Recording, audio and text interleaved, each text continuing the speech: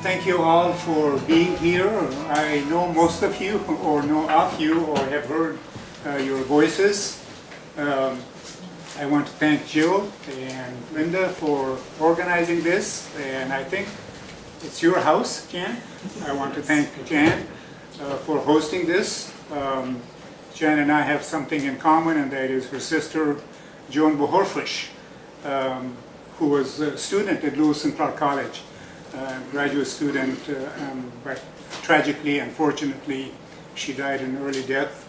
She was the epitome of what we call a public intellectual, an activist, smart, concerned, a woman of conscience, a lot of energy and a lot of courage. But she worked at Wilson High School, not Wilson, but West Lynn. She's gone. She's not with us, so I want to remember that. Again, thank you very much for being here. I know you could be doing all kinds of things, like working on your stock portfolio, or taking your pets to a dentist or psychiatrist, or shopping, looking for deals, or a second or third job to make ends meet. Yes, or having having working to make ends meet. So, as pointed out, it is amazing. I have been this is going to be slightly autobiographical, but I don't want to dwell on myself or education alone. In 2002, early 2002, I was sitting in Rogers Hall in my office, looking out at Mount Hood, and this was March 2002, just 2 months after the Taliban were ejected from power. Got a call from a fellow Afghan American who is a PhD in literature, was appointed Minister of Higher Education. He said, "We don't know each other, but I've heard about you, and will you come and help me?" I had been appointed Minister of Higher Education, and I was off that semester, so I said, yes, I can get on a plane in 2 or 3 days. So I was born and raised in Afghanistan and finished high school in Afghanistan, elementary in the village, middle and high school in the capital, and beyond that, all of my education has been at American institutions. This is just to give you an idea.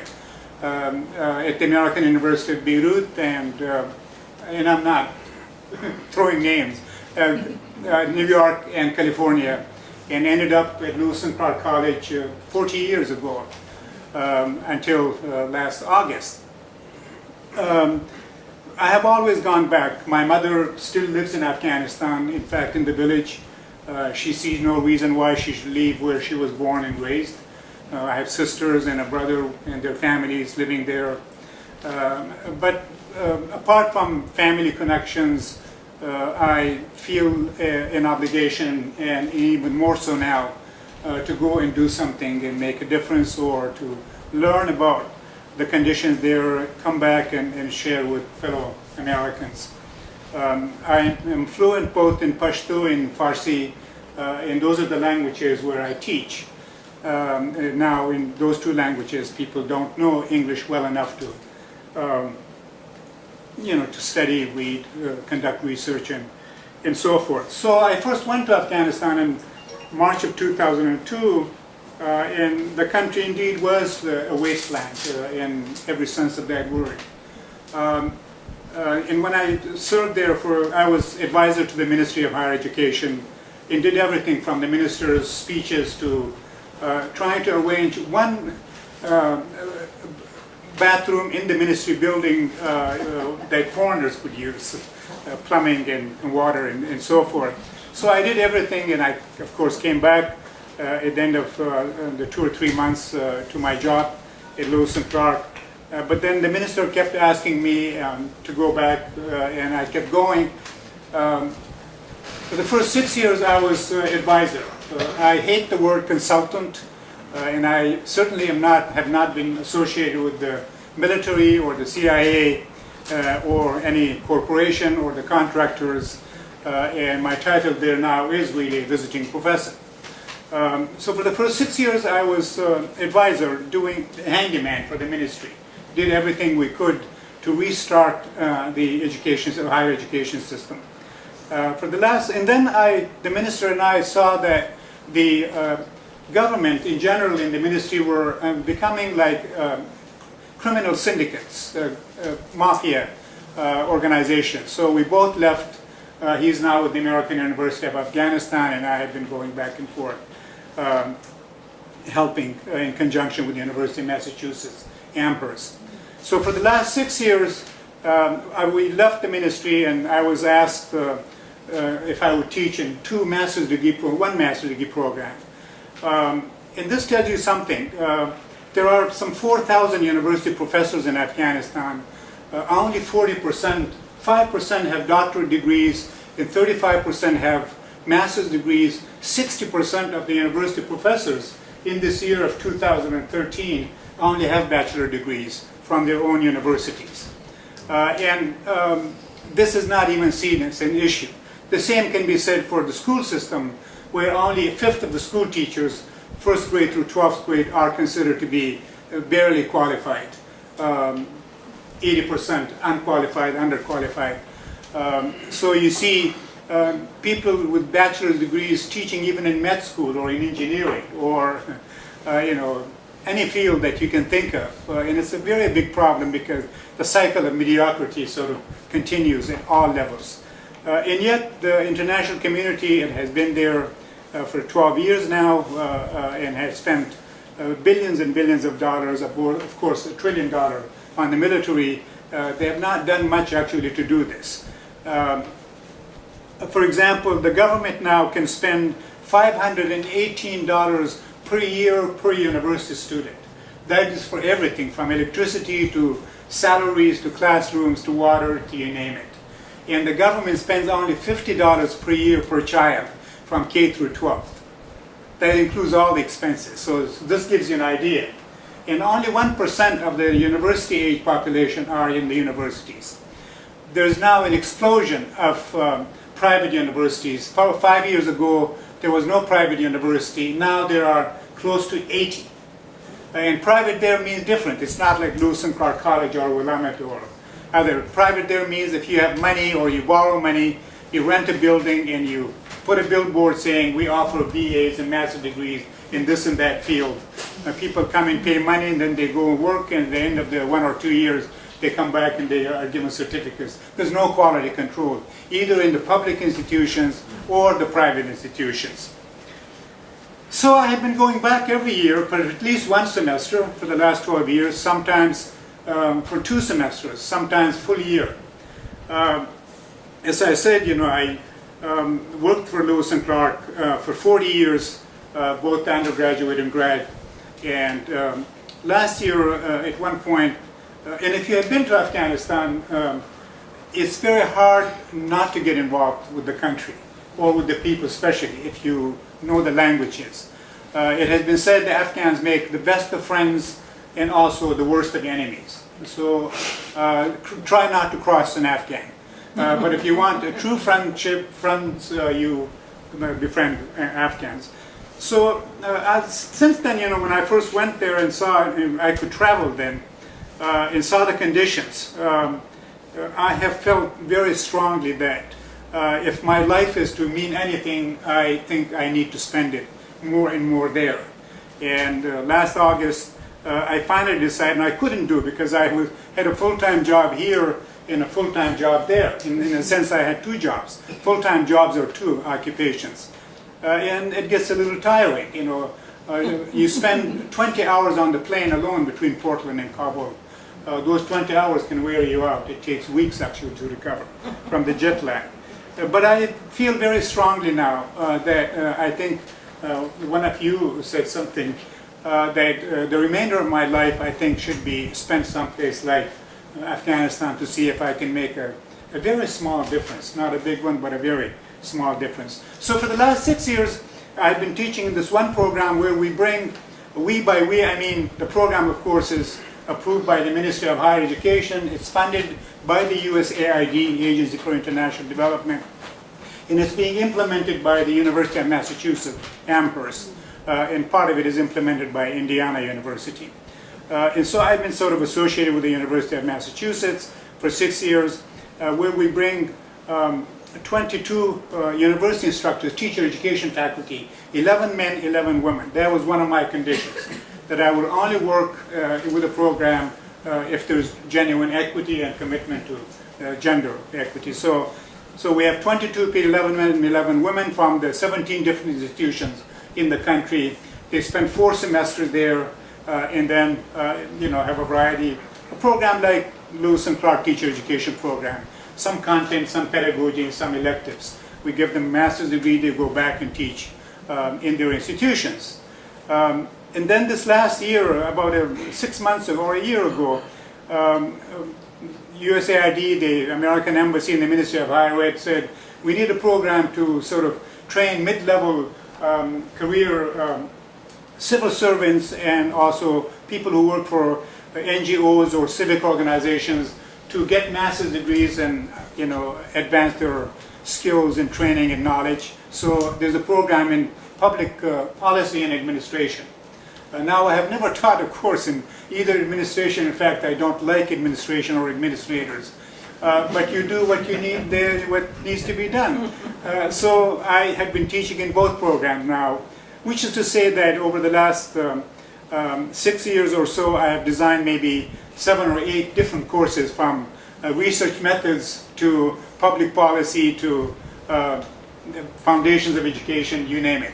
And teaching there is much harder than teaching here, because there it means I have to find the material in English, of course, because there's nothing really available in the local languages. I have to select the material. We have a team of translators. I give it to these people. They translate them to Dari and Pashto, and then I have to edit because they have problems in translation. And then you try to produce the material and teach in the local languages. So teaching there is even more exhausting than it would be here. It's a lot of hard work, but it's incredibly gratifying. So I have gone every year for 12 years, and I'll be leaving again. I returned here July 17th, and I'm leaving for Kabul next Tuesday. Classes begin on Saturday. So over the last 12 years, I have seen some development, but I have seen a lot of underdevelopment. If Samir Amin, those of you who know the name, and of course Naomi Klein were sitting here, they will be smiling and doing this and say yes, because Afghanistan really is a classic case study in deliberate underdevelopment and deliberate dependency on foreigners. So for example, in terms of the economy, 90% of Afghanistan's economy is dependent on the presence of foreigners. And those foreigners include people like me, an academic, a lot of CIA, a lot of special forces, a lot of drone people, a lot of the military, etc., etc. 90%. So if the foreigners left, everybody tells us, the World Bank, and I know this, the economy will collapse. This after the world community has spent about $60 billion on development, quote unquote. But development means that $60 billion, half of it has been spent on training the security forces, the other half is spent on, quote, development and reconstruction, but of that only 8% is spent by the Afghan government. Most of the money that goes in goes out. There have been thousands of, quote, consultants who actually have taken out $10 billion since 2002. You won't believe the privileges, the wages, the conditions, the holidays, and so forth. These are, there's no need for me to document, but I'm very happy to sort of give you references if you wanted to or were interested. More than half of the labor force is unemployed right now. Most people are poor. Afghanistan is still the source of the largest number of refugees and asylum seekers and people who escape the country. At this point, anyone who can is getting out, and anyone who can get their money out is taking it out. So the economy is on life support. This in a country where when I was a child, it took care of itself. Now it has become totally dependent on foreigners, including foreign prostitutes, I will have to say, or liquor, or the military, or contractors, or do-gooders, or whatever. The country was self-sufficient in food production. Now it's a net importer of food. Everything like that, from socks to even the chadari. It's interesting that the chadari, the burqa, or you call it burqa, it's wrong, but chadari, which was made in Afghanistan by Afghan tailors and provided, of course, thousands of jobs, now is imported from China because you can buy the same thing for half the price. So the Chinese, including my shoes here, the Chinese actually have sort of invaded, a massive invasion of the economy and also sort of culturally in a very subtle way, using both the soft power. 60% of the economy is sort of informal, that is to say the government has no idea. For example, the Ministry of Higher Education, which in a sense actually sort of is to lead the project, the higher education project, the minister has no idea how much money comes through this project from the USAID, where the money goes and where it's spent. Because they dare not ask the Americans who manage the project, and the Americans are not interested in telling the ministry, even though we meet with them almost every day and we teach, we work for them. So the economy basically is controlled by foreigners. And in terms of all these indexes, the Human Development Index, poverty, per capita income, hospital beds, calorie intake, child mortality, maternal mortality, etc., stability, threats, violence, etc., the country, corruption, the country is at the very bottom, according to these negative indexes, and it's at the very top of the negative indexes like corruption. The country is not corrupt. The government is corrupt. The government is corrupt because we made them corrupt. We, by mean Washington.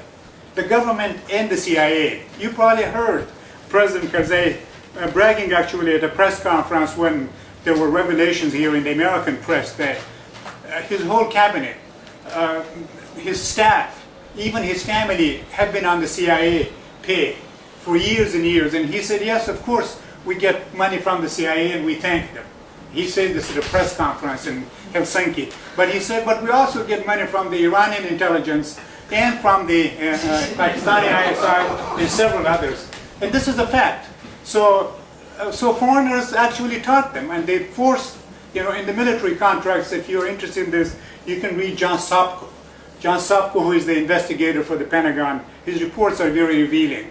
And it tells you about waste, mismanagement, corruption, and how the Americans in the foreign forces perpetuate it. So the economy is in crisis, and the country, as I said, is on life support. And if that life support is removed, I don't know what will happen. Worse than Egypt, maybe? Worse than Syria? Worse than Yemen? Worse than Somalia? Worse than Gaza? Or whatever.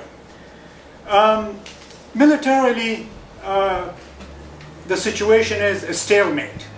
This year, I know this from experience because, I travel every now and then. I understand people, I listen to them, I talk to them. People would tell me things that they will not tell other foreigners and so forth, but also other evidence indicate that this year has been the most violent, the most deadly, the most problematic, the most insecure, the most turbulent over this period of what is called Operation Enduring Freedom. Operation Enduring Freedom has become Operation Enduring Occupation. I don't like to call it war because no Afghan government has ever declared or attacked war, attacked the United States, and hasn't declared war against anybody. 9/11 was a heinous crime, but the Taliban government had very little to do with it. I insist, and now it's the declassified material. They tried everything they could to avert an Allied invasion and attack, but Washington was not interested in that. The president then and our man, Dr. Khalilzad, was not interested because the plan to actually invade Afghanistan and attack it that was decided upon the previous summer. It had nothing to do with 9/11. 9/11 was a very good excuse to launch the attack and invasion. But at this point, as I said, the war is a stalemate, which is to say that the United States and its 58 allies have lost the war. And that's why they want to leave. But they will not leave entirely. So while there's talk about withdrawal next year, at the same time, there was a partnership agreement signed between Washington and Kabul, which guarantees the U.S. 9 major bases in the country. And it also there's talk about how many American special forces, troops, and so forth will remain there. And right now there are 110,000 troops from 48 different countries, even countries like New Zealand, or Norway, or Jordan, or the United Arab Emirates, which have nothing to do with Afghanistan. These countries have never been attacked by anybody, and the Afghans have never had anything to do with quote terrorism and all that. But the country was invaded. You may recall we were told, that Washington wanted to fight terrorism, bring development and prosperity to Afghanistan, liberate the Afghan women, eradicate the drug industry, bring peace and stability to the region and all that. These were the major alibi and promises that were made to the American public and the world community. And the Afghans, none of those have been fulfilled, in fact. Everyone has been violated. And so the Americans and its allies have been forced to withdraw, but there will be 9 bases.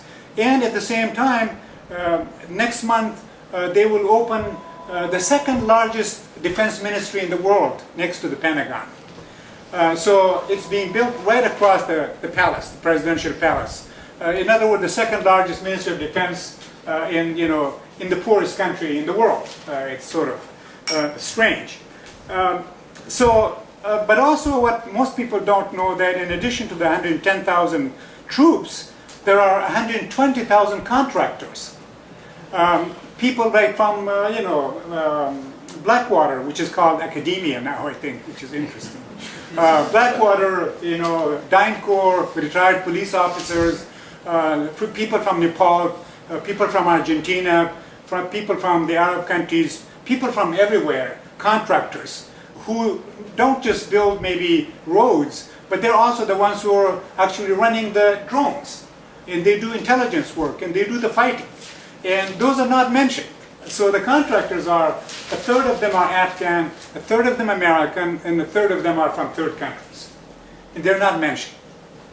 So that was the military situation. I talked about the economy.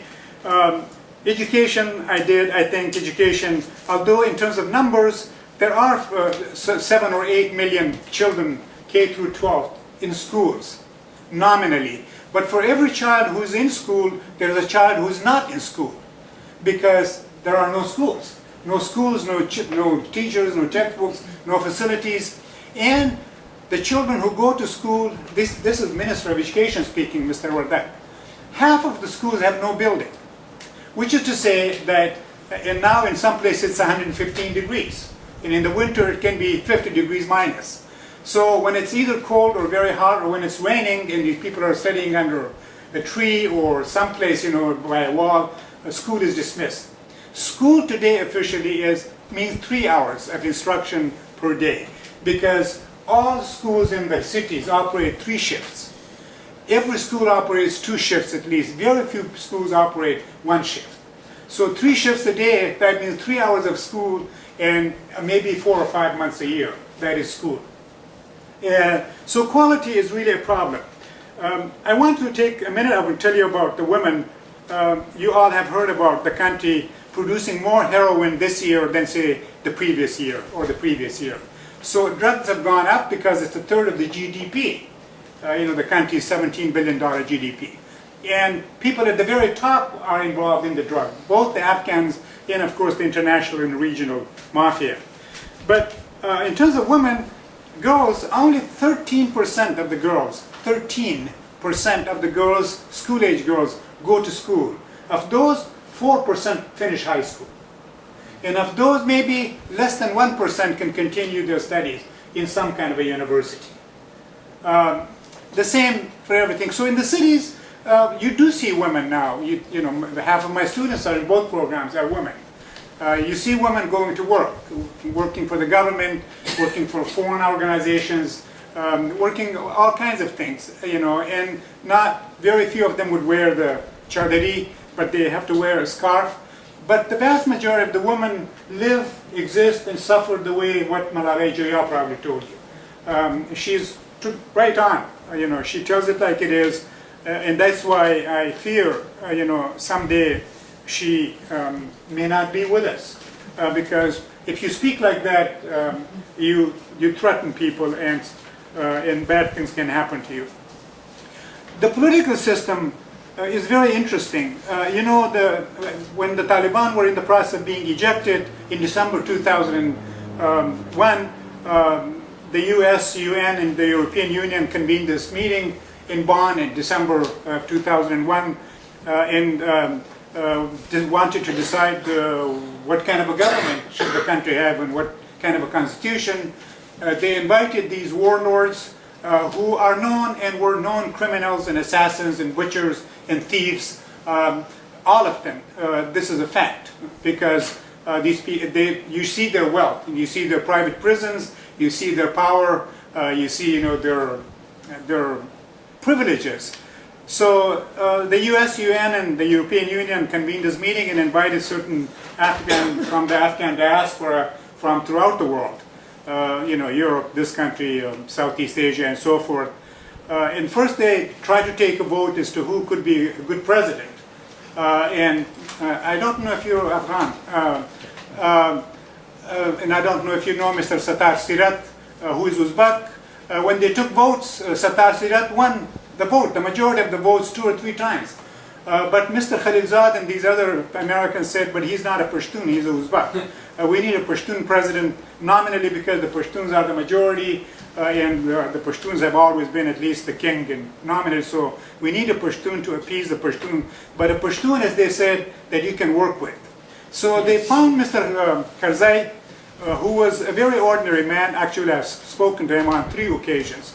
On one occasion, I even was stupid enough to go with the minister, and I went in his car with him from one point to another point. From the palace to Bagibala. So they said, aha, Mr. Karzai. Mr. Karzai is very good, and he can be quite, you know, slimy, speaks English. So Mr. Karzai was made president, and the other power was sort of apportioned. Recall that Afghanistan was experiencing a civil war prior to 2001. The civil war began, you can say, maybe even in 1973, or it began in 1977, for sure. It continued between the North and the South, what was called the Northern Alliance, and the South, synonymous with the Taliban or there. So there's a civil war underway, and then the Americans and its allies come in, and they decide in this conference as to who is going to be Minister of Justice, Minister of Interior, the Prime Minister, the President, etc. And it so happens that power, that is, say, most cabinet positions were taken by the Northern Alliance. You know, there's no need to name the people or the ministries. Now there are 27 ministries for a poor country. You know, we have, I think, 14 or 15 cabinet positions in this country. So power was given to these people, but also in the Bonn conference it was said that the Northern Alliance forces will not move into Kabul. Kabul will be sort of neutral, managed by the ISAF, or the International Security Assistance Force. But the Northern Alliance people, of course, were smart. They had a plan. So they moved into Kabul and they took the position, the ministries, and those people are, in a way, still in power. So since December 2001, the international community has thrown all of its support behind this government, which was conceived, designed, put together, selected, imposed, in fact, brought by a German plane from Bonn to Kabul. And then a year or 2 later, they put the constitution together and concentrated all the power in the presidency. So there's a president, but there's no vice president even. And Karzai, it has been said, appoints even the local police because you have to make deals with Karzai because of elections, because of the crime and criminality, drugs, etc., etc. And so what has happened politically is we sort of have this puppet regime which has been empowered, both in terms of money but also in terms of military, guns. We know, for example, that Ismail Khan from Iraq has his own army. He's Minister of Water and Power. That's why there's no water or power. Because he was a Mujahid leader. Maybe he was a good Mujahid, but he has no business. But he was the governor of Iraq. In a way, he was the king of Iraq. And so Karzai somehow brought him to Kabul, but he governs Iraq by remote control. He has an army, for example, the same would say the governor of Balkh, the same with other northern people. So we have protected and supported and funded this government, which is corrupt, inefficient, ineffective, illegitimate from top to bottom. And this is blunted, of course, and there were 2 or 3 elections for the parliament, and provincial councils, 2 elections for the president. There will be another election next April, although there are signs that Karzai is trying to sort of prevent that from happening. Hence, one problem toward peace and reconciliation.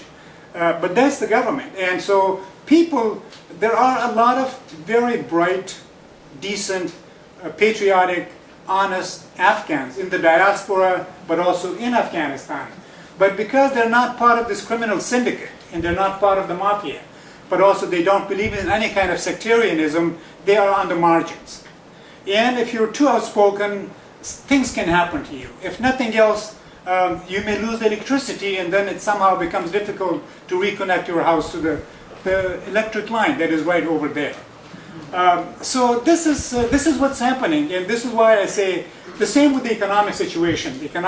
It's all consumerism. You can almost find anything that you would be looking for here in Kabul now, if you have the money. But the international community has not created any kind of productive employment. So instead of Afghanistan has countless rivers, fast rivers where you could build small dams and big dams and actually sell electricity to all of your neighbors. But the country, and it's because of Ismail Khan, the Minister of Water and Supply, they import electricity from Uzbekistan, Tajikistan, and Turkmenistan and pay hundreds, and this is the USAID. Instead of spending those hundreds of millions of dollars building dozens of dams, they're spending that money on fuel and on electricity, giving it to Tajiks, Uzbeks, and Turkmens. So it's very hard to make this sort of a subject for conversation because no one is interested in this kind of thing. So the economy is all, as I said, consumerism. And one way to see that is that even garbage has changed. When we were little, there was almost no garbage in Kabul because everything was used up and recycled in the natural way. Now, because the municipality is almost non-existent, there are mountains of garbage every few blocks. And if you look at the garbage, which is what I do from time to time, and if it weren't for the little boys and men and women, the scavengers, and the nomads who herd their flock of sheep and goats through the streets of Kabul. So on a main street you will see, let's say, 100, 200 goats or sheep, or sometimes cows, donkeys, people going through the garbage. And so they sort of use up eat what they can. But the garbage is interesting. It's like the kind of garbage we will see here. Styrofoam, throwaway stuff, prepackaged things and so on. And foreigners are directly contributing to this because that's what we encourage. Even in my guest house, for example, people would order pizza. And it's delivered and there's a little pizza packaged, several times, and we eat the pizza and throw the stuff away, and it adds to the garbage. And of course it consumes energy and so forth. So that's the economy, and I want to finish up so that we have enough time for questions and discussion. You have heard a lot about peace talks, on again, off again, but the problem of Afghanistan is it's not just a domestic problem. It does have domestic underpinnings, but it also is related to the region, in particular Iran and Pakistan. But it's also global now, which is to say, Earthlink. Someone gave me an article the other day about Afghanistan's mines. in minerals. It is true.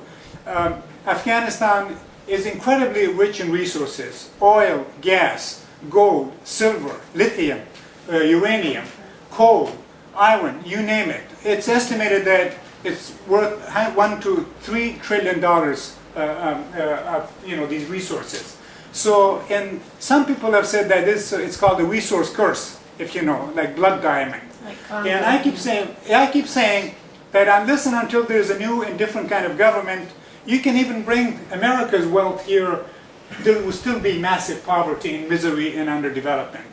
Because, as I said, more money is leaving. Last year, for example, $4.5 billion left in cash in suitcases through the Kabul airport alone. You can take any amount of money and no one will stop you. And people are taking money. And that's why all of this aid that has come, there's very few signs of it. There are no signs of, the highways, the schools, the dams, the, whatever, factories, you name it. But as I said, the U.S. and allies realize that they have lost the war, and they're looking for a face-saving way to leave. But of course, as it has been said many, many times by the State Department and Dunford, our commander-in-chief now, it was said, of course, by Petraeus and Allen. You remember Petraeus and Allen? It's a general's graveyard. It is, in fact, because the previous generals also were sort of removed from their positions.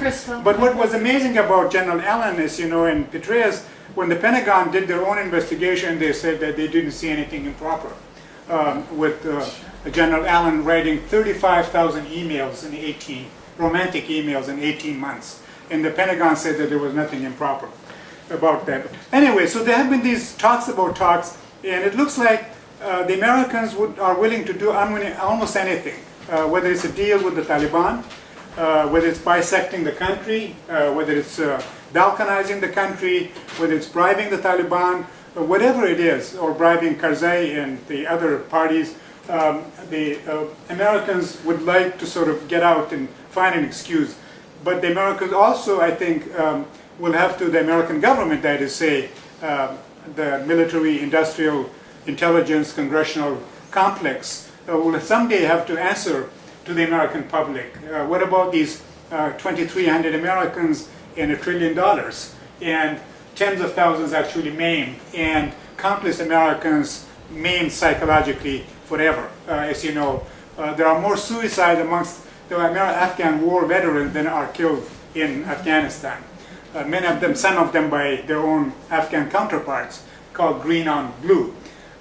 So the talks, they were supposed to be, it looks like the Americans are talking secretly to the Taliban, but you also have to, consider Pakistani interests in Pakistani agenda. They don't really want a free Afghanistan, and they don't want an independent nationalist government. Iran does not want a free Afghanistan, and Iran will not leave Afghanistan alone as long as there are Americans. And Americans have said it again and again that they want to stay in that region, and not just because of Afghanistan's resources, but also because of Central Asia and the Caspian Sea. And I have been to both to Kazakhstan and Turkmenistan, and can see the oil and gas and how that would be important as we enter energy wars. And as long as the Chinese are there, having the largest contract, copper mine, $4.5 billion. And as long as they make even the Chowdhuris, the Americans will not leave. And as long as we have the Shanghai Cooperation Organization, NATO will continue to be involved in that part of the world. So, and there's supposed to be this election next April, but as I said, there are all kinds of maneuverings. One cannot really quite be sure that there will be elections. So whether the elections take place or not, I'm afraid something like what happened in Egypt today will happen in Afghanistan. And so when you leave your house in the morning, man or woman, adult or child, you really don't know if you will be home alive in one piece at the end of the day. This is what my students tell me all the time. And yet we try to teach and learn under these conditions. So thank you.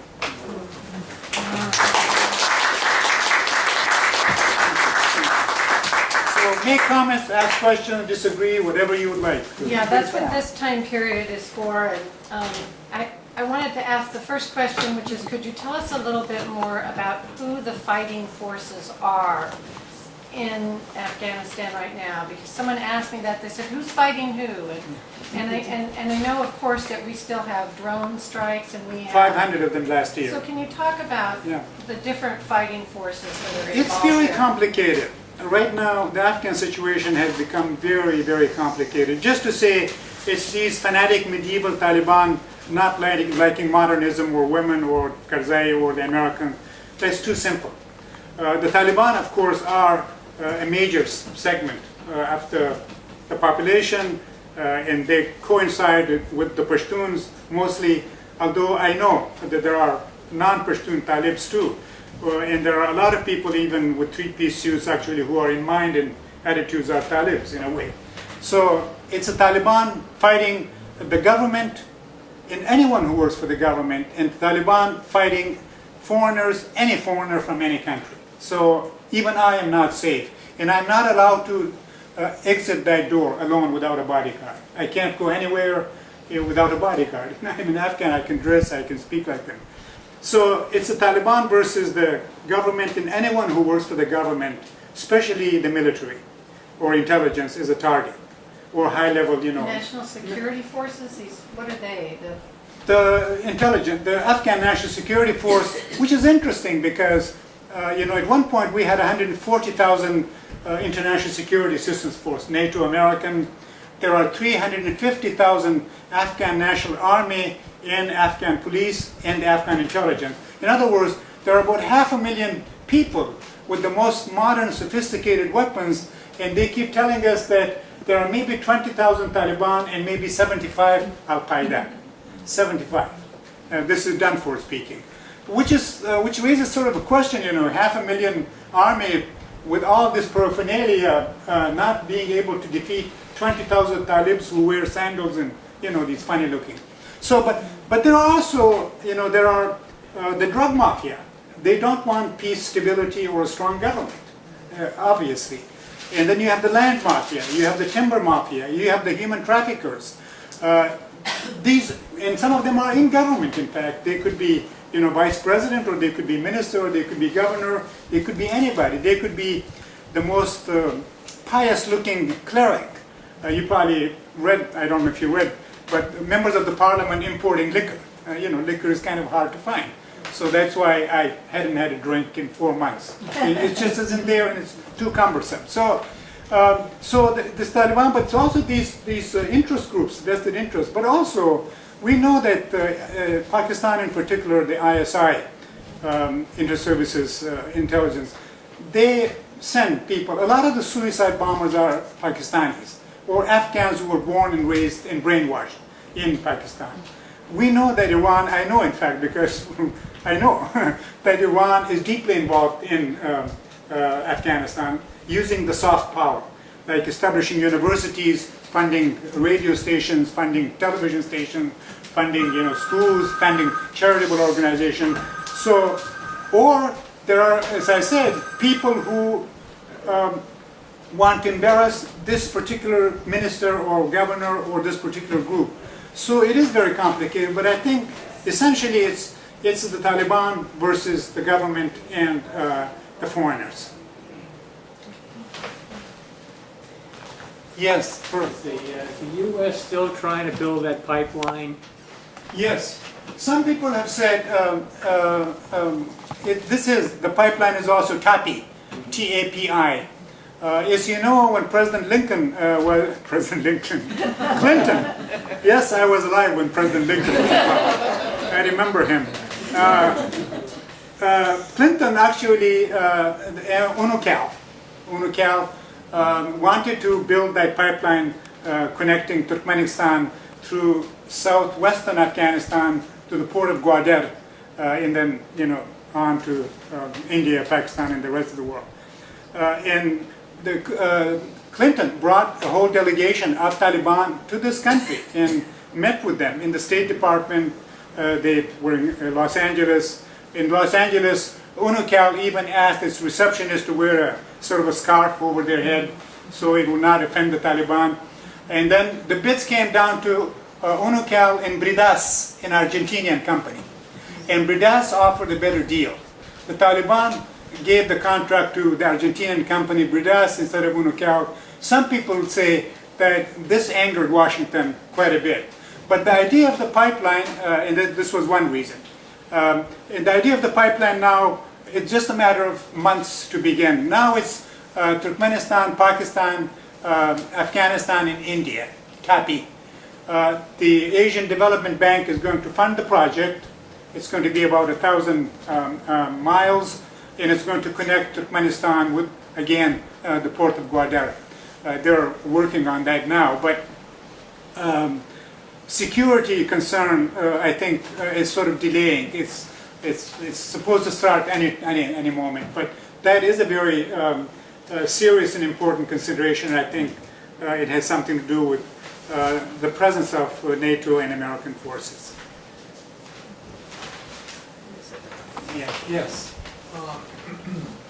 If the United States troops do leave, Yeah. and let's say most of the contractors also leave, Yes. that's going to, as you mentioned, make a big dent in the economy.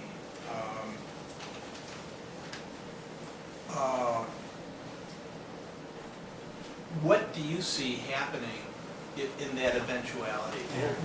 Will Afghanistan renew its civil war, for example? Yeah. In other words, in a way, I'm asking, is occupation Yeah. a lesser evil Yeah. than what would come with a withdrawal of the Yeah. United States from Afghanistan? Yeah, that's a very good and very important issue and question. Many people, foreign and Afghans, when people who think about and what might happen after April next year, April 4th or 5th. First there's people are not sure if there will be elections, and people are not sure if Washington might even want an election between Karzai and Washington, because you have to have this chaos and turmoil and upheaval to justify the presence of the NATO American forces, but also to justify a very heavily armed army. I want to make a comment on the Afghan so-called Afghan National Army, Afghan police, and the intelligence. There's no Afghan National Army. What you have is actually a sectarian army, a sectarian police force, and a sectarian intelligence. And the Americans have known this, and they train them. They work with them every day.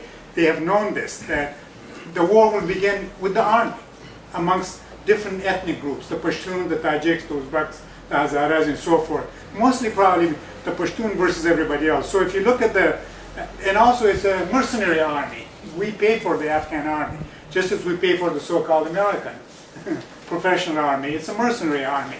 So people are very worried and concerned what might happen. And also, I have to say, there's a lot of bad blood. The different ethnic groups, as I said, I can see things, I can hear things, people will tell me things. Although the younger people are finally would like to sort of build the country, stay there and make a country. Right now, we don't have a country. We don't have a nation. We don't have even a capital. Capital itself is segmented like Iraq, like Baghdad. You have the Hazaras living in this area, the Panjshiris living in that area, the Pashtuns living in this area, the Tajiks living in that area. The original Kabulis have disappeared. You always hear people, where are the original Kabulis, where everyone got along, so to speak. So many people fear, there are more than 100 political groups and parties. Some have been registered and recognized, others have not. Some of them are talking about forming coalitions and really having an election. And at the same time, just in the last 2 months, for example, we saw the Karzai appointed governors from 3 provinces, Jawzjan, Takhar, and one other, kicked out by the locals. They said, this man shouldn't be our governor, we want someone from our, which is to say, our ethnic governor. So things like that, and Karzai could not prevail. He had to, the governor escaped, and he had to send somebody else. So,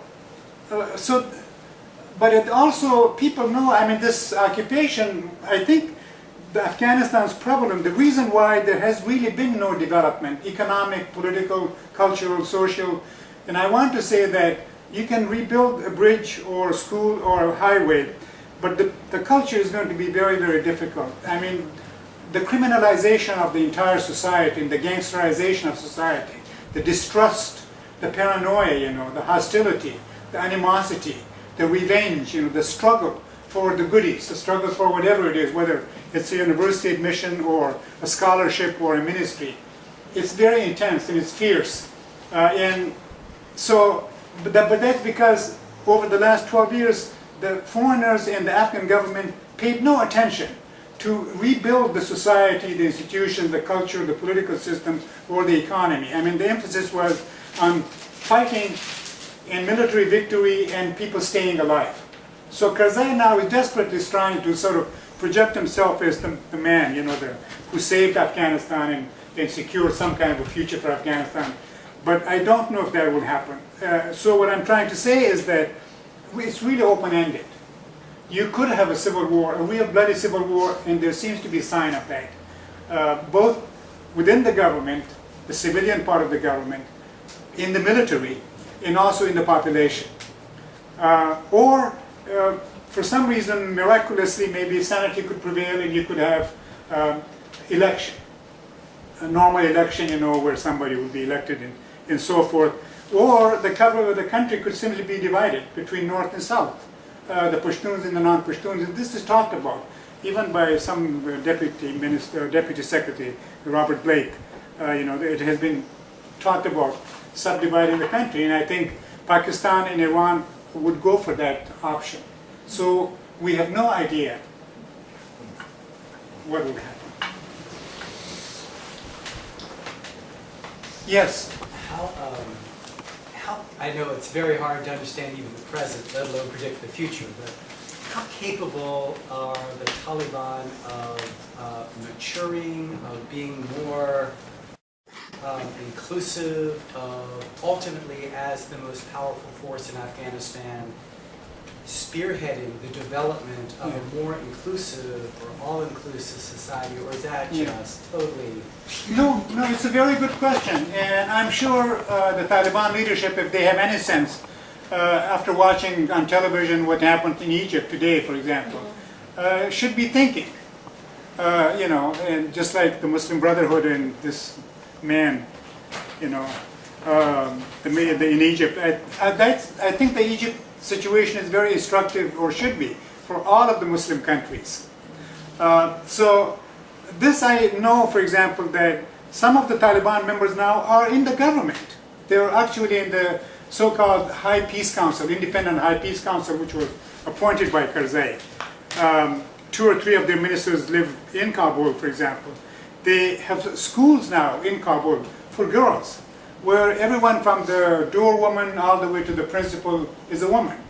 They even opened the university now. It's opened and funded by the Taliban for women only in Kabul. And, you know, they issued these communiques, if they are to be believed, that, you know, they want an inclusive government. They're not interested. They keep saying, you know, they will give safe passage to the foreigners. They will not let anyone attack any country from Afghanistan.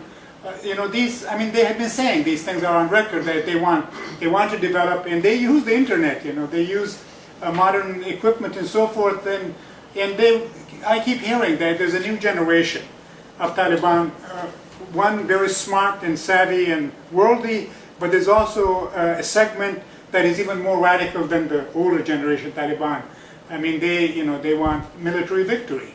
And so it just depends. I think, you know, any kind of sectarian, whether it's religious, ethnic, regional government could not work in Afghanistan for sure.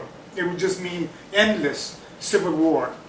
If it can't work in Egypt or, for example, Tunisia or other places, it can't work there.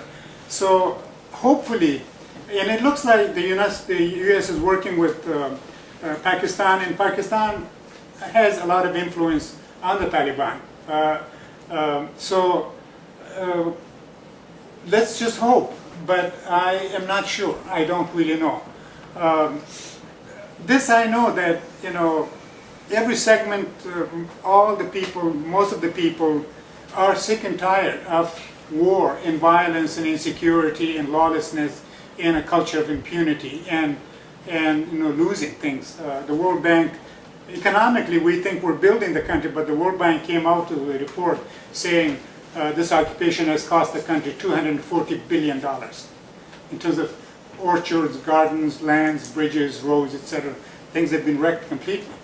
So we will just have to see. We just hope. You know, I mean, you know, I keep going. I could get killed. I know, and it's very difficult sometimes because I know some expatriates who are very excited, very hopeful, very optimistic initially, have sort of been demoralized. It's very hard to maintain the momentum, the energy, and the engagement. But you know, I can't just abandon the country now, and whatever it could mean. And if things go all right, a year from now, I will report to you again. Yes, Jean. There's always these two basic conversations in the left around war or military occupation. One is pulling troops out, and the other is what to support of some resistance within a country. And you know, there was that debate around Egypt and Syria, and the occupations, you know, with the IRA and other.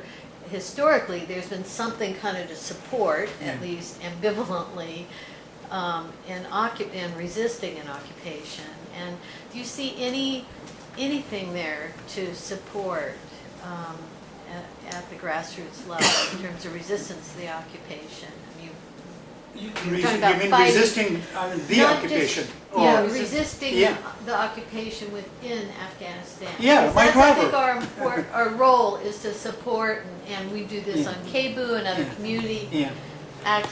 media.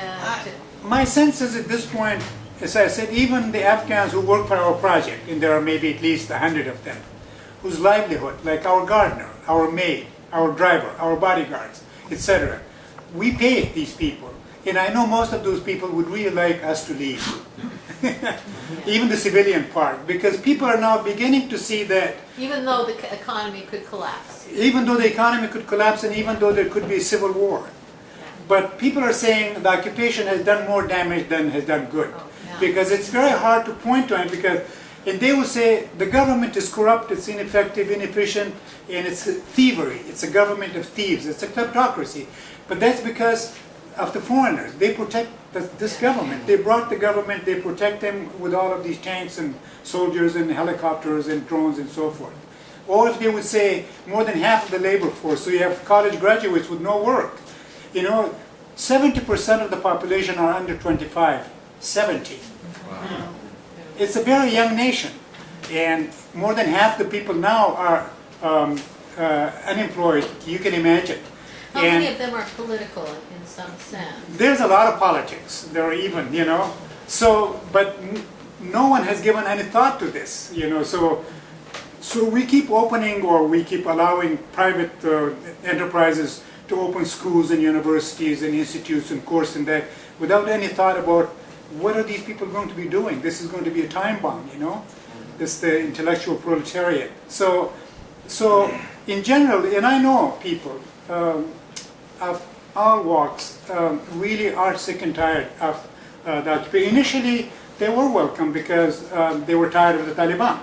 But now, the situation is such in every way that this is this bad, and I really have heard people, even women, some women who have said, you know, at least we were not violated, we were not as threatened, you know, we were not in danger.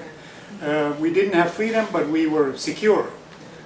So, I mean, people are nostalgic now about the Taliban or the communist era, which was The 60s, you mean like that? no, the 70s. 70s. Yes. Oh, So okay. 78 to 80s, 92. So, but at the same time, you know, as I said, our maid who changes our sheets and does our laundry, she will have no way to live if it weren't for this work.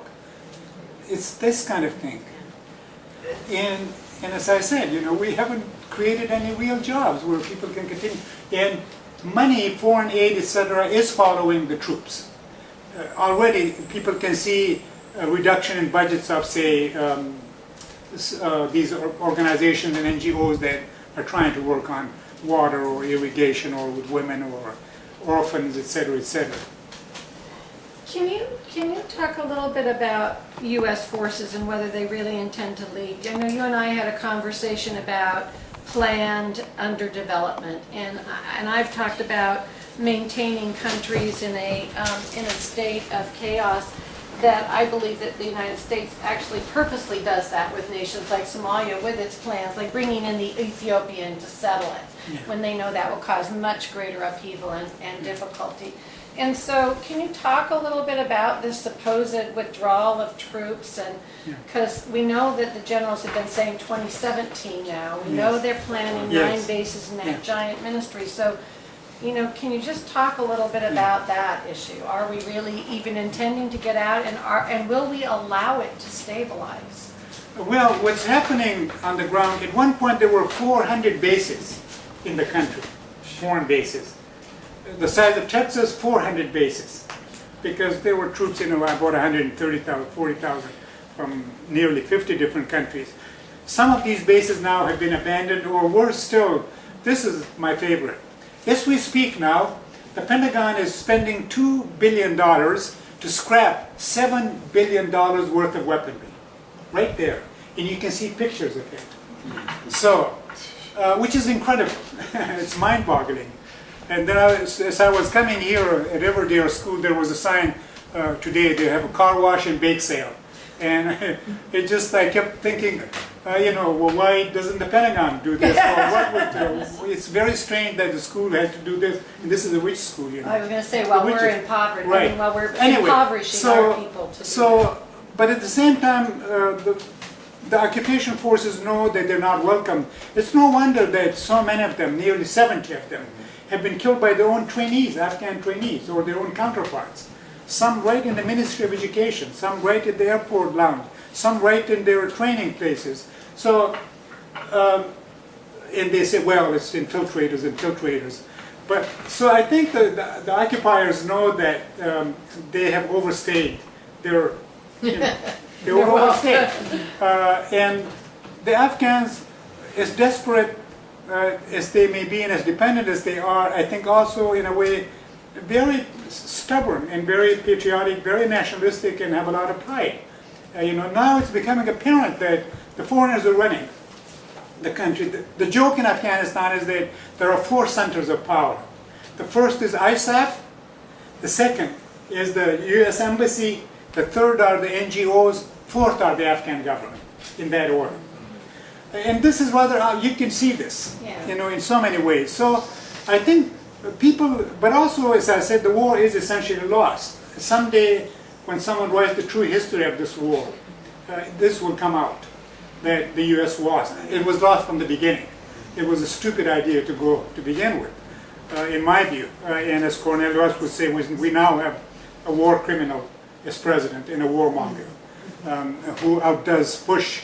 So it's clear that the Afghans don't want the occupation, whether you're an academic or a CIA or special forces, these people who grab people, or shoot them in the middle of the night raiders and so forth. And the foreigners know the war has been lost, but I don't think I have always said that the U.S. will never completely leave that country or that area, especially with lithium. In Afghanistan, apparently, is sitting on top of lithium. So it's in all of these things, in this, in everything. So I think the strategy seems to be to reduce the visibility of the international forces, and also other countries they didn't want to enter this conflict. Some countries have left entirely, they've taken their forces. There's no support from other countries or other governments even. Just as the American public and the American Senate, are overwhelmingly against this occupation. So I think what they're going to do is increase special forces. The CIA is going to be, the CIA has become a fighting force. It's not intelligence, or not just intelligence. It's also a fighting force. And then you have these special forces. And then they say, well, 10,000 troops, maybe 15,000 justice advisors and trainees. Just as the way we do it all the time, in Vietnam and other places.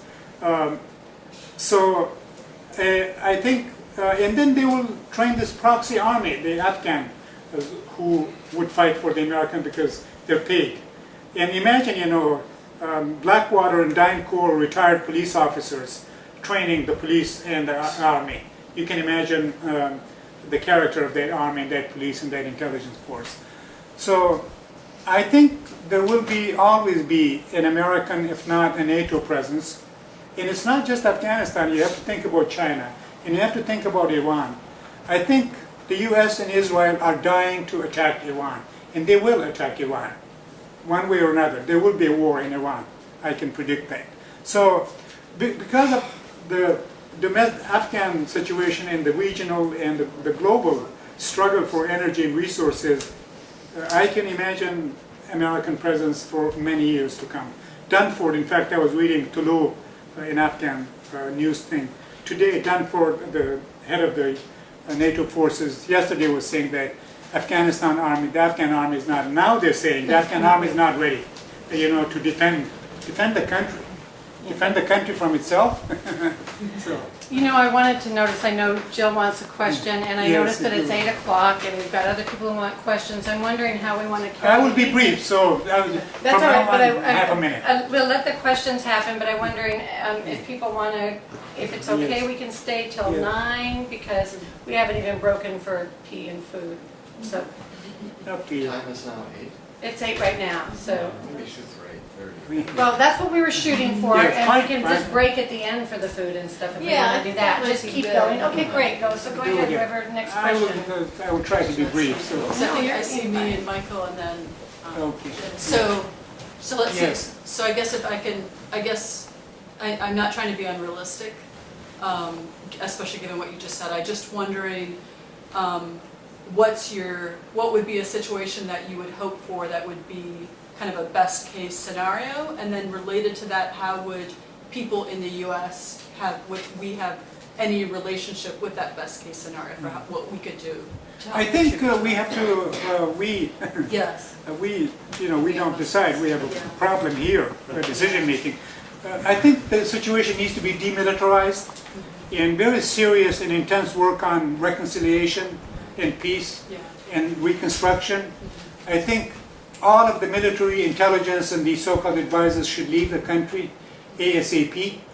But I think there should be a civilian force, not from the United States alone, but from more or less neutral countries, including some Muslim countries. And I think there has to be a long-term commitment, maybe like a 20, 30-year guaranteed Marshall Plan for the reconstruction of the country. But I think you do need, or a UN peacekeeping force, as I keep saying, I've said this for 12 years, it's beyond me why we don't put a UN peacekeeping force for different countries, which would be much cheaper, much more effective, and less troublesome. But it's a mystery why that's not done. So I think we need some kind of a peace and stability force, but not Western or American. And we need to commit to rebuilding the country, and including the rebuilding of the political system, the cultural system, the institutions, and the economy, of course. And serious work on health and education and agriculture, these three areas which have been ignored completely.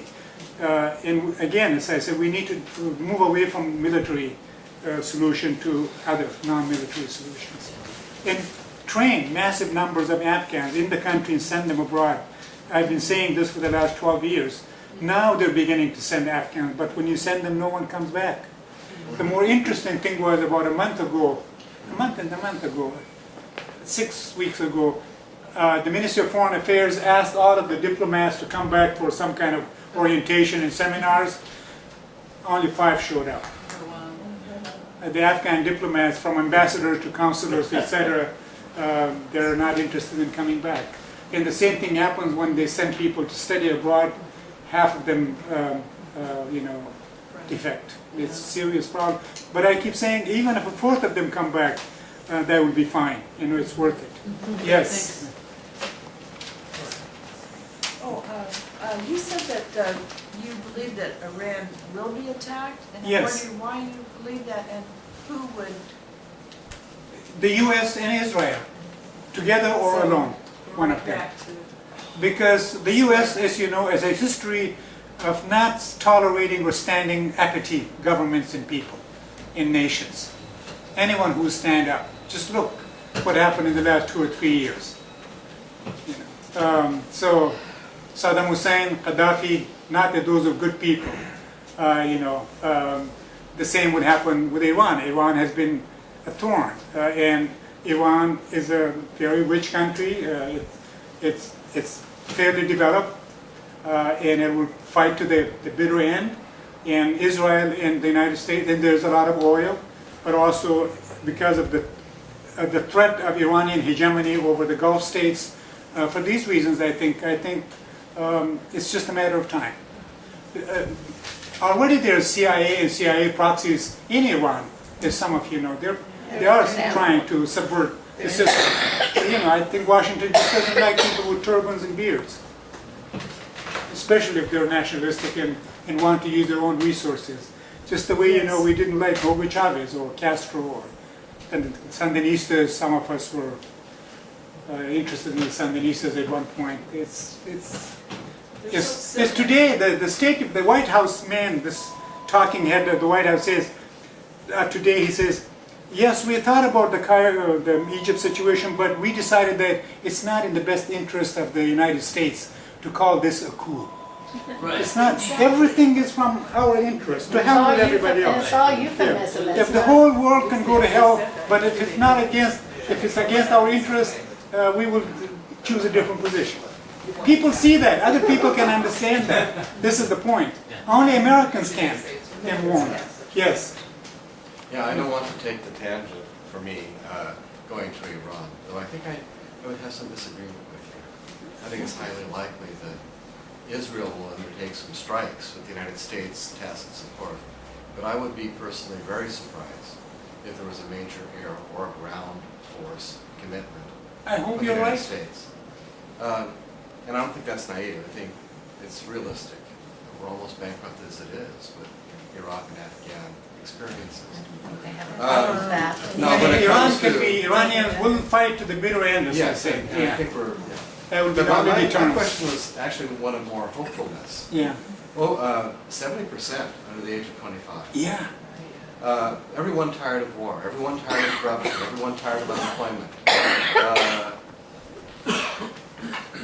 The simple question is, who do the youth look for as role models and icons within the country? Yeah. And might those people serve as the yeast that might leaven the bread? Yeah. And that's kind of put into a context of my memory of Khan Abdul Ghaffar Khan. Yeah. Yes. When I went for a month to Afghanistan way back, Yeah. it was to meet the frontier Gandhi. Yes. Yes. Pashtun, Yes. committed to nonviolence. Yes. Yes. Uh, Yes. There's a film about him too. Beyond reproach, Yes. Yes. beyond any complaint of corruption whatsoever. Yes. Surely there are a few such people, maybe not quite as famous Yes. Yes. today, that the youth are aware of, Yeah. they look to. Is there hope that not from expats like yourself, Yeah. or from NGOs, Right. or other well-meaning outsiders, but from within the country Yes, there would be yes. a moral force Yes. supported by the youth? Yeah. There are some men and women. There are actually some women, very outspoken women.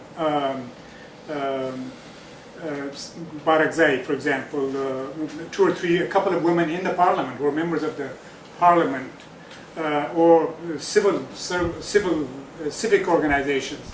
The problem is that power, whether it's through the government or even the contracts, this war economy, or now some of these political parties and people who are posturing, we're all part of the same ruling clique. And they are very prominent because they have television stations, they have radio stations, they have newspapers, they have money because they have stolen a lot of money, but they're also sponsored by foreigners. They're like proxies for this intelligence service or that intelligence service. So they won't let other younger, new people to emerge. But there are people, some women, as I said, like Fawzia Koufi or Ramazan Bashar Dost, if you have heard the name. He's a member of the parliament, a PhD in political economy from France. Brilliant man, was Minister of Planning and wanted to kick the NGOs out because he said they do more harm than good. So he lost the ministry and he's a member of the parliament. There are a few individuals, but it's very difficult to become prominent because somehow something happens to you. Somehow things happen. People either get beat up, disappear, or get killed, when they're too outspoken and show sort of a populist streak. So, but there are a few individuals, and I think when there are real, genuine elections or real political parties, this is the thing that Karzai does not allow political parties because he knew. He doesn't want any, he wants to control all of the political process and political power himself. But I think, people will emerge. There are a few individuals, some in the universities. I don't know if it was covered in the US press, but the Kabul University, which is an 80-year-old university, was shut down by the students and the professors for 3 weeks. And so the government would not allow the press to enter. And it made it very difficult for the university people to get out. So they said, all right, you're not letting the press in and you're making things difficult because you have to have a permit to demonstrate, so we'll do it. And so they shut down the university for 3 weeks and have a list of demands that I hope to translate. Incidentally, I don't mean to do self-promotion because I'm not looking for anything, but if you Google my name with, what is it?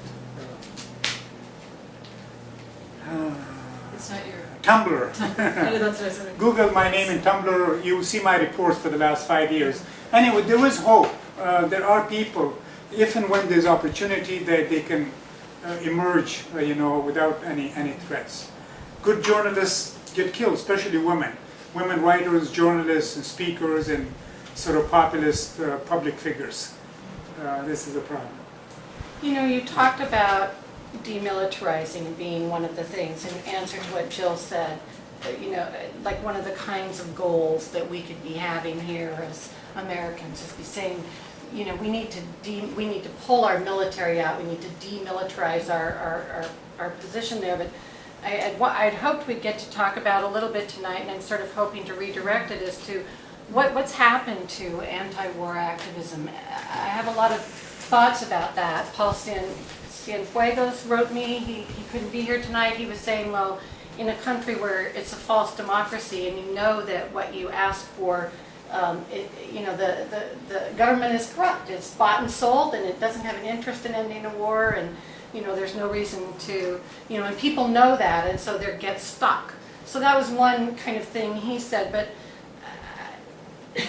I don't believe we are without conscience. I don't believe that, as citizens throughout, we don't have the ability to feel compassion if we could see the images or meet the people or know the truth. But for some reason, we are very quiescent in this country right now. I think Obama's election has a lot to do with it. People don't tend to protest someone they vote for. But I want to throw out, what is your perspective on that? What are you guys seeing? How are you feeling? Linda, I just want to acknowledge, I think, are you Pierre? Yeah, hi Pierre. That Pierre had a question before you Oh, went, okay, just so good. you know. No, actually, I was just going to respond. Yeah, great, go for it. I think that many of our leaders right now are some of the greatest war criminals of all time, as far as modern history written by Europeans. And I think that there are a lot of people that don't understand what's going on, and obviously listening to you speak, you're talking about things that you really, really have to search for and know what you're looking for to even shed light on some of the issues that you're speaking of. And I see a country, the United States of America, that was founded on for the most part, some sort of Christian type principles that, in a very offensive way, still touts that image, but actually doesn't respect that at all. Going into countries where their faith is just as strong and is actually completely imbued in the fabric of their society. They're entirely waking to sleeping lives. And these countries that are going in there have absolutely no respect for their culture, have no respect for their faith, and that's even here in the U.S. we have church bells that are allowed to ring, and then Muslims aren't allowed to have an audible call to prayer. So the fact that these countries would go into those places talking about freedom, justice, and peace, which are businesses, they made them businesses, is just ludicrous. And people were bringing up, like, what do we do? I think obviously you have to fight imperialism in any way possible, at any time possible, not just when it's convenient to you.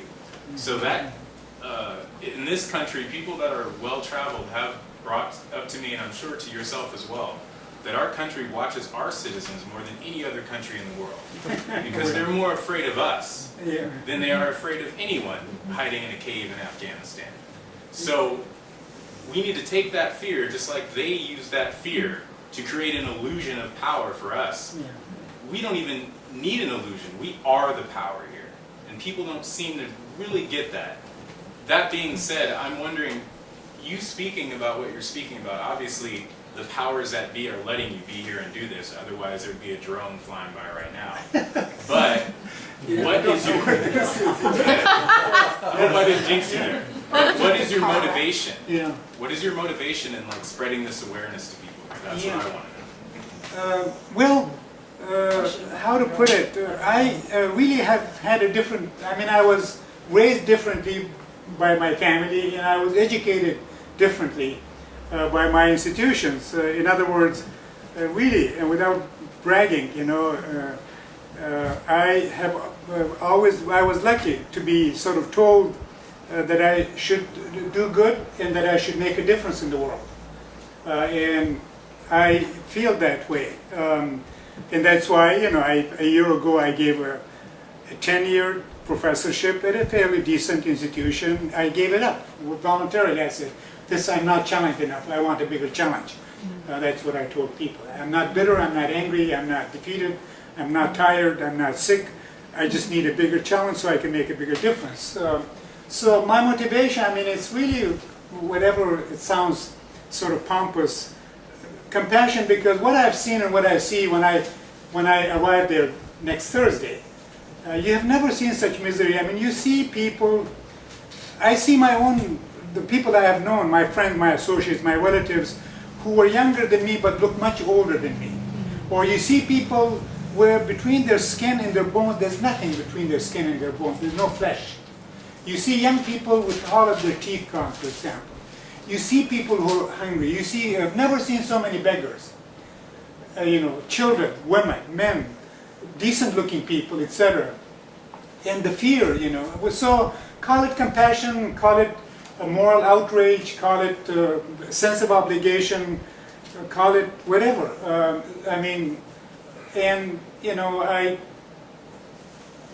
I try to transfer money too. I'm not interested in, planning my retirement and this and that. I don't believe in that. And my hope is that, here, frankly, it amazes me. I'm just astounded about the indifference, the self-centeredness, but also the self-righteousness and the arrogance of most Americans, of course. Present company. Yes. No, there are good people. I've known there are even good people who have helped me. That's why I'm here. And these were Americans who helped me. So, my motivation is I want to reduce suffering, whatever it might be, whether it's in Portland or in Kabul. Especially unnecessary pain and suffering and misery and so forth. It bothers me. It bothers me very deeply. All the time. It just never leaves me, and I'm not just concerned about Muslim countries or just Afghanistan. I'm concerned about here, too, for northeast Portland or southeast Portland. I was driving the other day, on Division Street, and it's like a different part of, it's like you're in a different country. Division Street, the further out you go, it looks different. A friend was telling me the other day around Reed College, people buying these $500,000 homes, tearing them down and building a bigger one. This is true. So I'm just amazed, as you said, where is the moral outrage? I mean, where is our humanity? I wish people were good Christians, because my sense of Christianity is that you do good. You do no harm, you do good. Well, but even that is gone. I mean, I don't know what is happening. Frankly speaking, I see most Americans as morally and intellectually crippled and disabled. Whether that's by design, I'm not even surprised if it is by design. And if nothing else, if Americans can't get angry about this surveillance, the police state, I don't know if we're surveilled now, but as you know, are we a threat to national security? Are we aiding the enemy? Are we engaged in espionage? I mean, what is this? This is an insult. Americans should be insulted. How dare you insult my intelligence and my integrity like that I can't even speak, And I am asked to inform on my coworkers to see strange behavior. So if I'm reading something like I'm reading Common Dreams or Amy Goodman, that would be strange behavior. Do I have reason then to fear? What is going on here?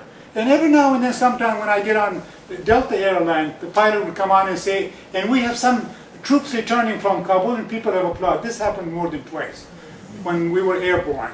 And I just looked around and say, do I jump out of the window? Do I get up? And I say, I know I would be mobbed, if I said something like say, So anyway, that's what I think. I know Carl has his hand up. I'm wondering, is there anybody that hasn't asked a question that wanted to ask a question? Or has a comment. No offense to you. Where do we want to go with the rest of this? What? Just what, you originally, Linda, were speaking of having this discussed early on. Can you speak up, Jack? It's hard to hear Okay, you. you were speaking of, deal with what Zaher has said, but then we talk about where we wanted to go with this, right? Mm-hmm. Well, yeah, I do think, I think that's one of the questions. What do we do? I mean, my activism is mostly through my radio show at this stage in my life. I mean, and because of physical things and stuff, I'll go to marches, but I can only do about half of them, so things like that. So, but everybody in this room is an activist. Everybody in this room has a constituency. Everybody here reaches other people, and everybody here has, lived a large portion of their lives doing that kind of thing. If indeed we're seeing an America grow more and more numb, I have a lot of different thoughts about it, but what do we do? I have a lot of thoughts about why we're numb. I do think the false democracy makes a difference. People, bought hope.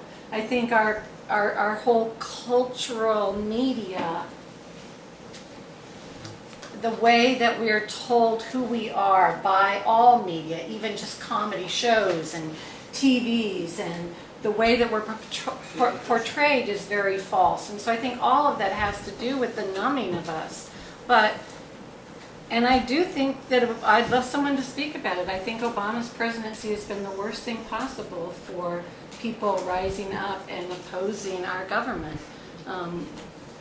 I think that, but we do need to do things, and I don't have any answers. I really don't. You mentioned that it's difficult to oppose the president you voted for. Psychologically, it's cognitive dissonance. At the same time, going back, Johnson won a landslide victory. And by 1968, he had to withdraw. And I think, if anything, it opens up the possibility of seeing how corrupt it is. So for people who had hope and seeing that is indeed a false hope, I think there's an enormous opportunity there. Now, how we deal with that, how we work with that, is a challenge. But I'm not in despair of that. I think there's. That's a good point. No, don't you think most of the numbness is really coming from ourselves? Our own fears? I mean, we could be, more tax resistors. We could be more out in the streets. We could be taking risks like you are when you go back to Afghanistan. It might not be quite as dangerous a place here, but don't underestimate the danger if you're perceived as sufficiently radical. I know, I've seen my Why file. aren't we in this room perceived as sufficiently radical? Why don't we have a drone expectation of surveillance, if not worse? Why should we not welcome that? That's the kind of commitment I think that's necessary to bring about change. Most people are numb. Most of us are probably numb most of the time, but I think the numbness is not just the media to blame, Obama to blame, the culture to blame. All that's true. It's also ourselves to blame because we're afraid of losing our home. We're afraid of losing our job. These are all legitimate fears. But if we're going to be ruled by those fears, don't be surprised that you're numb and unable to really bring about the change that's necessary. I think we need to take it back to ourselves. And you have. You've left your tenured job. I respect that. You're going back to the country of your birth to do what little bit you can do. Yeah. Your widow's mite in Christian terms. Your little bit. We all need to do that. At risk. And it's fighting the empire, whether it's at that end or at this end. So, I mean, I have the privilege of, say, having an American passport there. So if they don't like me, they would take me to the airport, although that would be difficult. Right. So, but in terms of analysis and things, I mean, I speak, I say all kinds of things that other people can't say and won't say. So people who are here, I think, should fight. We are dealing with the new imperialism, which is both domestic and foreign. So, but as I said, I'm just amazed. I'm just amazed at the docility here. What will it take to make people angry? But I mean, nothing seems to matter. We did see an uprising, we saw an uprising around Occupy, I'll throw that out there, and there are many people from the Occupy movement that have gone forward into other movements and doing other activities. So, I mean, and we saw the Arab Spring and we're seeing the fallout from it. Is that something that could happen here? I don't know. Somebody. A larger, bigger movement? Do, I mean, Yeah. do things have to get worse before they get better, or what would it take to motivate large numbers to live in a tent for a month, 2 months out there, you know? Well, I think Johnson would not have needed to withdraw if he was able to say, as Obama has said, that he's going to have all of our troops out in less than a year. So that to me But that's a lie. is a very astute way of neutralizing opposition, is to hold out that hope and make that promise that you don't have to do anything, it'll take care of itself, just wait. Yeah, yeah. But I also think we're living in a time, it's kind of, I think, this sort of sense of moral uncertainty in postmodern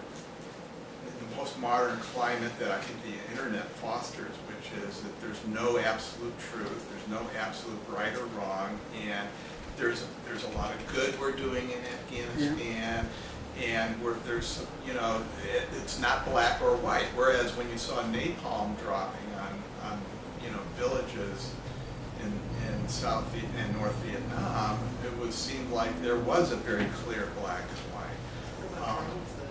Well, that's now where the media made a drones difference. are The starting change in media made a big difference. Drones are starting to penetrate the consciousness, but again, we don't see video footage like we did in the war in Vietnam. It's not on TV.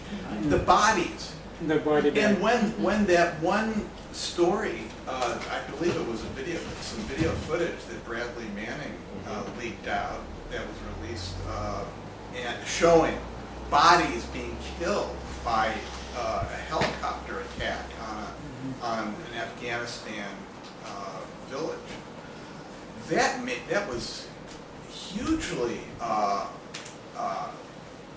appallingly pushed back by the government because they could see what bad PR that was. If only we could have more of that on television with every drone strike.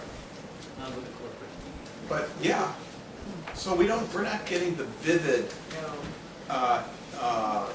in-your-face reporting that we did in the Vietnam period, unfortunately. I think moral outrage and anger toward ourselves and comrades in the left or the country has its place, but I think it only goes so far, and I tend to rely more on also speaking to the fears and sense of helplessness in people, and that there is a better world, that there are a lot of ways in which this country falls very low on indicators of prosperity and quality of life, and that we could do much better. I think many of us work in media, radio, or videography. I think one small thing we might do is to have some kind of sister-brother relationship with a radio station there, of maybe young activists or videographers. I mean, I would be interested in doing something like that, because I don't know, it just feels a bit bombastic to just be outraged. Yeah, we are where we are, but what can, are there some projects we can do to support what you're going in a week? Is there some way we could connect with young radio stations? I can do that for you in a few hours. Yeah, because I mean it's sort of like you can hardly find anything in the media is part of the problem. It's our enemy. I mean obviously, but there are a few outlets, as you all know, you're part of it. Mention So Tolos again. it's so the people political know. lies, it's the military lies. I think Islamophobia has something to do with it. If you can project any kind of insurgency and nationalistic movement as sort of fanatic, Muslims, backward and anti-modern, etc., it appeals to the American sentiment, basically. The Eurocentrism, Islamophobia, and racism that is unfortunately built into the very fabric of our makeups and our institutions. And then the various slick lies, coming out from Washington, So Petraeus, he has no problem, Of all the places, he's hired by CUNY, $200,000 a year. City University of New York. He really? Yes. So, and apparently he works 3 or 4 hours. Todd, you should try to find a job like that. So. Well, are you saying it would not be possible, given the militarizing, the repressive? But there are people who are struggling. Believe me, there are bands, Afghan bands playing rap, music, or there are publications, there are channels, because both the foreigners and the Afghan government are not quite capable to control all things everywhere. So there are avenues, and there are channels, and there are opportunities, and that's why I think Americans should try to. And it's not just Afghanistan. As I said, this is not the first invasion. It will not be the last one. We all know that. Given the logic of things, quote unquote. So Americans need to sort of learn about other people and other people's problems and interests. And there are capacities there. There's a lot of capacity, and there are brilliant people. For example, my students, the first 1 or 2 groups, none of them could type. They had never touched a computer. Now everyone is computer literate before they come to us. And you meet people, men and women, who are very smart, very worldly, very angry, very impatient. They want to do things, and they take risks, but there's no support. Yeah. Because there too, it's divide and rule, divide and rule. Yeah. Pit this group against that, pit these people against this language, that religion. And this is one thing I work on a lot. It's part of my hidden agenda, is to urge people to get along, quote unquote, Yeah. And recognize the common enemy. And I say, do class analysis, don't do religious analysis, but do class analysis and see, the ruling class and the kleptocracy. So But I think more Americans, Code Pink, they went a couple of times, one or two people, you went. We have people like Sarah Chase, I don't know if anyone knows her, the NPR woman, who was NPR, and NPR was censoring her reports from Afghanistan initially, so she left NPR and is now helping Afghan women to do in Kandahar, to do fragrance things, toiletry things, soap, etc., from local Cosmetics. herbs and things like that. And she's an amazing woman. She dresses like an Afghan man and she wears a turban. But she drives around in Kandahar, of all places, all these years, No one touches her now because she has established herself as somebody who's concerned and who's trying to do good, What is her name? and taking risks. Who is this, Mrs.? Sarah Chase. Sarah Chase. She has a great book. And she has a book, Punishment of Virtue. Yeah. So, I think we need to do outreach there, Yeah, so but do also you we need go- to educate Americans about America's problem. As I keep saying, look, Detroit is going bankrupt. Schools class sizes are out of control. People are leaving teaching. I mean, what can we say? Portland, half of the people are really poor in a way. And it's a paradox. What happens when gasoline hits $8 a gallon? Yes. Well, and this Well, war machine is Then people will say, impoverishing go everybody. invade, it's our oil. It just happens to be in Iran. But it needs gasoline to get there. You need oil to fight a war too. Yes, yes. So I think, I don't know. I mean, I tried. I tried here for 40 years and I didn't think I made much difference. So I chose another arena. Chose another arena to see if I can have an impact there. It's not that I'm suicidal, or naive or whatever, but, I can't not do something, whatever it might be. And maybe I have a better audience, more recipient people there.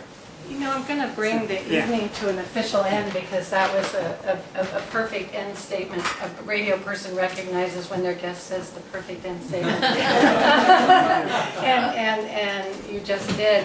That doesn't mean you all have to leave. That's, of course, up to the host of the house and that, but I did want to acknowledge we've gone past our 8:30 time, and there's so much more to discuss that I'm happy for people to stay as long as they want, but I'm going to say we are officially Yeah. Yeah, have maybe met our another two. 15, 20 minutes. Yeah. Fine, Thank you, fine. Jen. Yeah. Okay, good. Thank Yeah, you and so anything, much.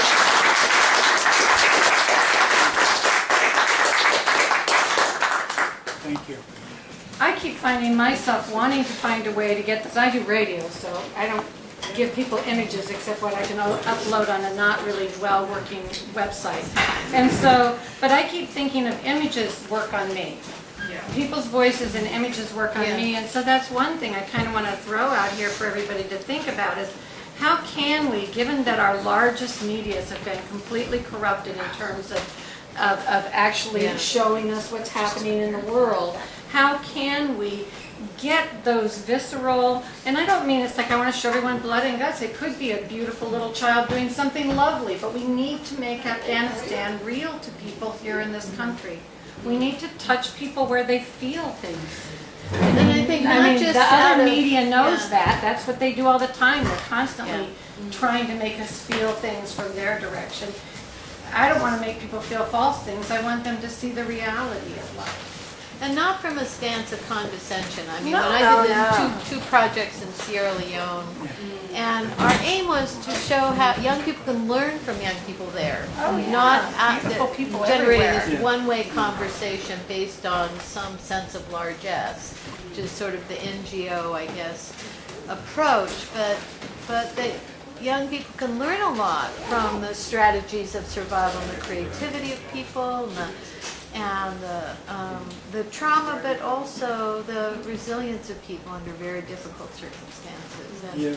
so I like this idea of kind of sister relationships, and I don't know, you have a list that's gone around. Hopefully, Or somebody I was has. pulled away from it when we had to start, so it's A over lot there. of I hope us it's still- are Yeah. involved with schools and media, and Well, I mean, these groups that- I will be there and you can write to me. I'm happy to facilitate these things. yeah, I think Um, that would be great. Yeah.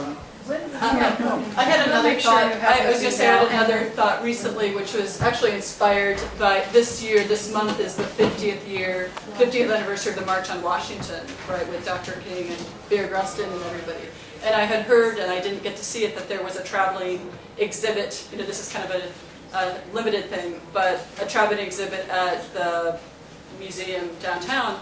And so I had thought, because I think I maybe could have been a historian, thought of having a museum exhibit, you know, like you just have to have, you know, a physical place where we would show in body and form, you know, So like what's a actually gallery going on in presentation, Afghanistan. yeah. You I know, think just like to that's have it more real for us. Like an since- installation. Right, exactly, an installation, since we don't see the media reporting what's happening. So anyway, that was a thought I had a couple weeks That's ago. a really interesting Yeah, idea. Yeah. It's a nice idea.